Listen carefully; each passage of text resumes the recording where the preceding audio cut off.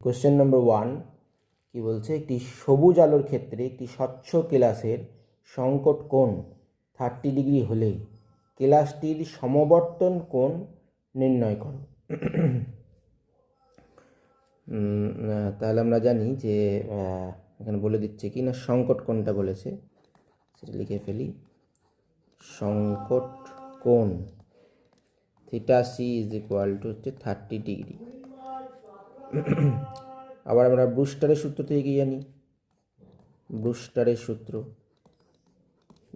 যে সমবর্তনের যে সূত্র আছে সেখান থেকে আমরা জানি যে মাধ্যমের প্রতিসরাঙ্ক যদি মিউ হয় তাহলে mu is equal to tan I. এখানে আইটা কি, আই ইজ ইকুয়াল টু সমবর্তন কোণ, এটাই আমাদের বার করতে বলেছে। সমবর্তন কোণ আইটাই বার করতে বলেছে।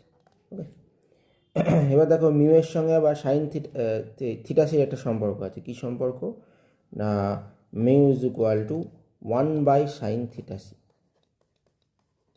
এই সম্পর্কটা আছে। আবার মিউ সাইন থিটাসি আবার দেখতে পাচ্ছি মিউ এর মান হচ্ছে ট্যান আই, তাহলে লিখে দিতে পারি আমরা। তাহলে এখান থেকে যদি সাইন থিটাসি মানটা বলে দিয়েছে আমাদের, তাহলে এটা হবে 1/sin 30 degree is equal to tan i. Okay, এবার সাইন 30 ডিগ্রি মান কত, সাইন 30 ডিগ্রি মান হাফ, মানে এটা 2 হয়ে যাবে। তাহলে 2 is equal to tan i. অতএব i is equal to tan inverse 2,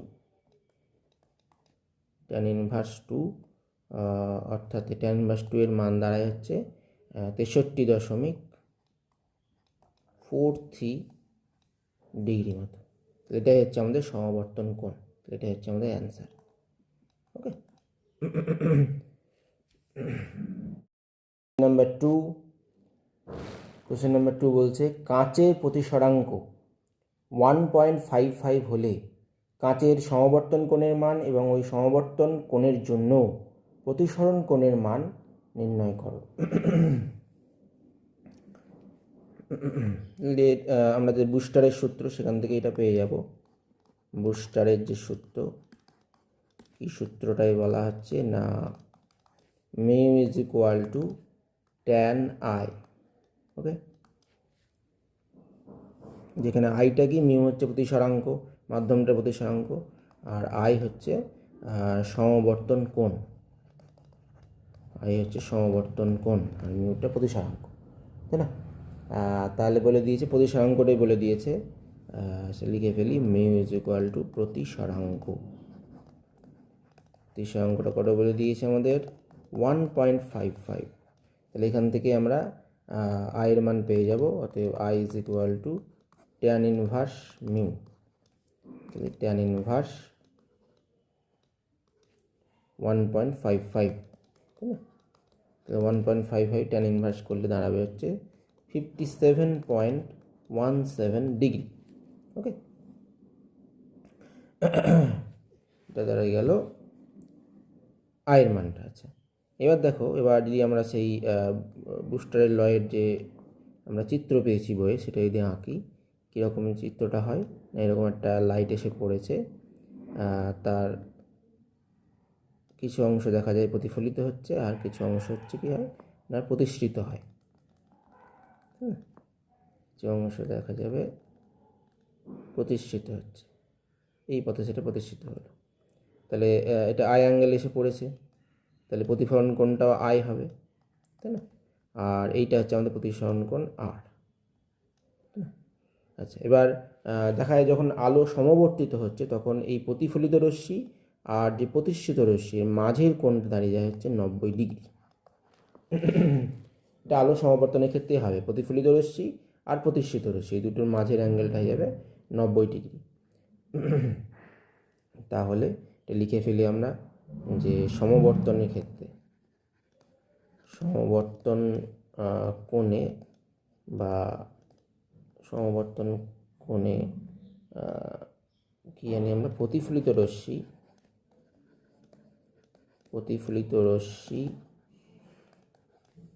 ও প্রতিসৃত রশ্মি পরস্পর 90 ডিগ্রি কোণে থাকে, মাঝের কোণটা 90 ডিগ্রি হবে। তাহলে চিত্র থেকে আমরা দেখতে পাচ্ছি আর ইজ ইকুয়াল টু কি, আর ইজ ইকুয়াল টু দেখো গোটা অ্যাঙ্গেলটা, এই গোটা যদি অ্যাঙ্গেলটা দেখি আমরা, এই অভিলম্ব দিকে দেখি, তাহলে গোটা অ্যাঙ্গেলটা হচ্ছে 180 ডিগ্রি। সেখান থেকে তাহলে আমাদের এই আয় আর 90 ডিগ্রি বাদ দিতে হবে। তাহলে 180 degree minus I plus 90 degree, তাহলে করলে দাঁড়াচ্ছে কি দেখো 90 মাইনাস আই চলে আসছে, তাই না? 90 থেকে আই বাদ দিতে হবে, তাহলে 90 থেকে আই আমাদের বেরিয়েছে 57.17 ডিগ্রি, তাই না?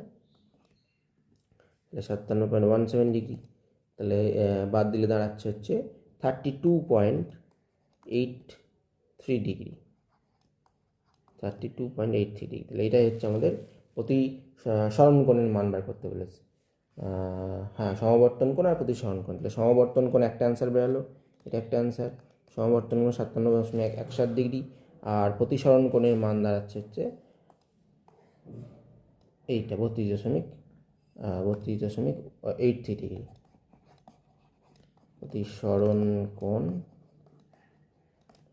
32.83 ডিগ্রি।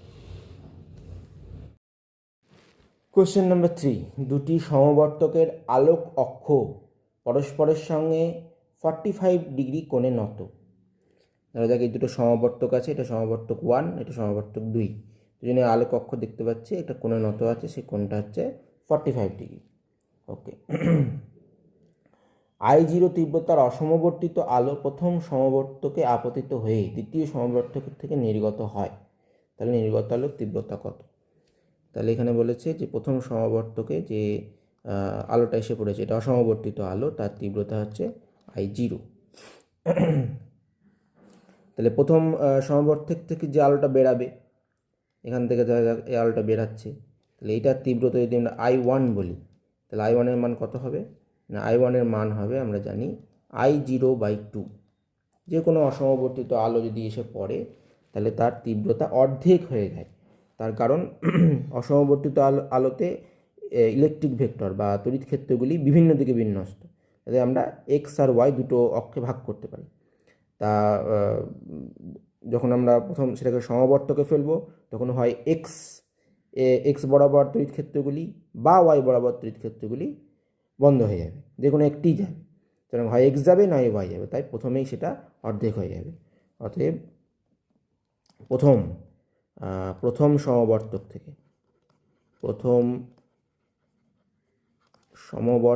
থেকে নির্গত আলোর যে তীব্রতা সেটা কত হবে, সেটাকে যদি আমরা I1 দিয়ে লিখি, সেই I1 সমান লিখতে পারবো হচ্ছে I0/2। প্রথমে এটা I0/2 হয়ে গেল। এবার পরে আবার সে দ্বিতীয় সমবর্তক থেকে নির্গত হচ্ছে, সেটাকে যদি আমরা I2 লিখি, তাহলে সেটা কত দাঁড়াবে, দ্বিতীয়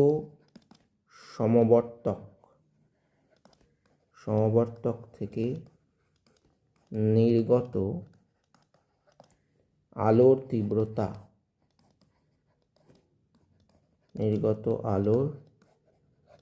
তীব্রতা, সেটা যদি I2 দিয়ে লিখি, তাহলে আমরা জানি একটা ল আছে যাকে বলে ম্যালোজ ল বা ম্যালাসেস ল।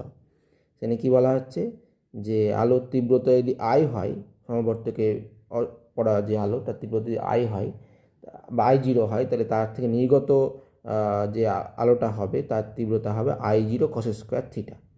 তো I2 সমান আমরা লিখতে পারবো I1 cos স্কোয়ার থিটা, যেখানে থিটাটা কি না, থিটা হচ্ছে দুজনের অক্ষের মধ্যবর্তী কোণ, সমবর্তকের মাঝের যে অক্ষ, এই যে অক্ষ, এই সমবর্তকের অক্ষ এটা, আর এই সমবর্তক অক্ষ এই বরাবর থাকবে, দুজনের মাঝের যে কোণ সেটাকে বলা হচ্ছে থিটা। তাহলে সমবর্তক অক্ষদ্বয়ের মধ্যবর্তী কোণ, সেটা হচ্ছে আমাদের থিটা। তাহলে এই মানগুলো বসিয়ে দিই। I1 সমান হচ্ছে I0/2, হ্যাঁ I1-এর মান I0/2 বেরিয়েছে, আর থিটার মানটা হচ্ছে এক্ষেত্রে বলে দিয়েছে কত, থিটার মানটা দুই অক্ষের মধ্যবর্তী কোণ কত না 45 ডিগ্রি। তাহলে এটা বসিয়ে দিই আমরা এখানে। তাহলে কস স্কোয়ার 45 ডিগ্রি, কস 45 মানে 1/√2, এটা দাঁড়িয়ে যাবে হচ্ছে 1/√2 তার স্কোয়ার। ওকে, তাহলে সেটা কত দাঁড়াচ্ছে, I0/2 ইন্টু হচ্ছে আবার 2 হয়ে যাবে, তাহলে এটা দাঁড়াবে হচ্ছে I0/4। তো এটা হচ্ছে আমাদের নির্গত আলোর তীব্রতা, তো এটা হচ্ছে অ্যান্সার। ওকে, ভালো অঙ্ক। এখানে জাস্ট এই ধারণাটা লাগছে যে কোনো অসমবর্তিত আলোই সমবর্তকে পড়লেই তার তীব্রতাটা অর্ধেক হয়ে যায়। তারপরে যখন অন্য সমবর্তক থেকে সেটা বেরাবে তখন সেটা আমরা ম্যালাজের ল থেকে পেয়ে যাব। সেটা কত না, I2 = I1 cos square theta. ওকে, একগুচ্ছ অসমবর্তিত আলোকরশ্মিকে 3টি সমবর্তিত পাতের সমবায়ের উপর আপতন ঘটানো হলো।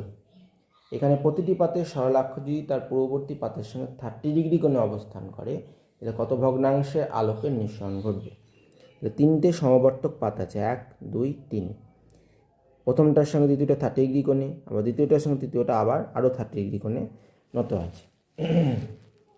তো ধরি প্রথম সমবর্তকে যে অসমবর্তিত আলোটা পড়ছে সেটা হচ্ছে I0, তাই না, যে I0 আলো এসে পড়ছে। তাহলে প্রথম সমবর্তক থেকে যে আলোটা বেরোচ্ছে তার তীব্রতা যদি I1 হয়, তাহলে I1 সমান আমরা কি লিখতে পারবো, ম্যালাজের ল, I1 = I0/2 হয়ে যাবে, তাই না। তার কারণ কি, কারণ আমরা জানি অসমবর্তিত আলোতে বিভিন্ন দিকে তড়িৎ ক্ষেত্র থাকে, তাই দুটো উপাংশে ভাগ করা যেতে পারে, এক্স আর ওয়াই। এবার সমবর্তনের ক্ষেত্রে কী হবে, হয় এক্স উপাংশগুলো বন্ধ হয়ে যাবে বা ওয়াই উপাংশ বন্ধ হয়ে যাবে, অর্থাৎ যা তড়িৎ ক্ষেত্র আছে তার অর্ধেকটা বন্ধ হয়ে যাবে। তাই প্রথমেই তীব্রতা হয়ে যাবে এর অর্ধেক, যা অসমবর্তিত আলো পড়েছে তার অর্ধেক, I0/2। ওকে, এবার দ্বিতীয় সমবর্তক থেকে নির্গত আলো দেখি। দ্বিতীয় সমবর্তক থেকে নির্গত আলোর তীব্রতা, সেটা যদি I2 দিয়ে লিখি, তাহলে I2 সমান আমরা জানি ম্যালাজের ল অ্যাপ্লাই করতে পারবো। I2 সমান কি না, এই যে আলো এসে পড়লো I1 প্রথম সমবর্তক থেকে, I1 cos square theta 1, cos square theta 1। Theta 1টা কি, থিটা 1টা হচ্ছে দুজনের অক্ষের মধ্যবর্তী কোণ, সেটা কত বলে দিয়েছে 30 ডিগ্রি। অতএব I1 এর মান আবার হচ্ছে I0/2 আর থিটা 1 মান 30 ডিগ্রি, তাহলে cos স্কোয়ার 30 ডিগ্রি। ওকে, তাহলে এটা দাঁড়াচ্ছে কত না, I0/2 into cos square 30 degree, cos square 30 মানে হচ্ছে √3/2 তার হোল স্কোয়ার, তাই না। তাহলে দাঁড়াবে 3/4 থেকে 2, মানে এটা হচ্ছে 3/8 I0। এটা I2 এর মান দাঁড়ালো, তাহলে I2 এর মান দাঁড়িয়ে গেল কত, 3/8 I0। ওকে, এবার I3 দেখা যাক একইভাবে। এবার তৃতীয় সমবর্তক থেকে নির্গত আলোর তীব্রতা, তো সেটা I3 দিয়ে লিখছি, লাগে ম্যালাজের ল, I3 = I2 cos square theta 2। যেখানে থিটা 1টা ছিল এই দুটোর মাঝের কোণ, থিটা 2টা হচ্ছে এই দুটোর মাঝে, দ্বিতীয় আর তৃতীয় সমবর্তকের মধ্যবর্তী কোণটা। তাহলে I2, আবার I2 মান দাঁড়িয়েছে 3/8 I0, আর এটাও সে একইভাবে cos স্কোয়ার 30 ডিগ্রি, তাই না। তাহলে করলে কি দাঁড়াচ্ছে, হচ্ছে একইভাবে এটা 3/8 I0 হবে, আর এটা √3/2 এর হোল স্কোয়ার হয়ে যাবে।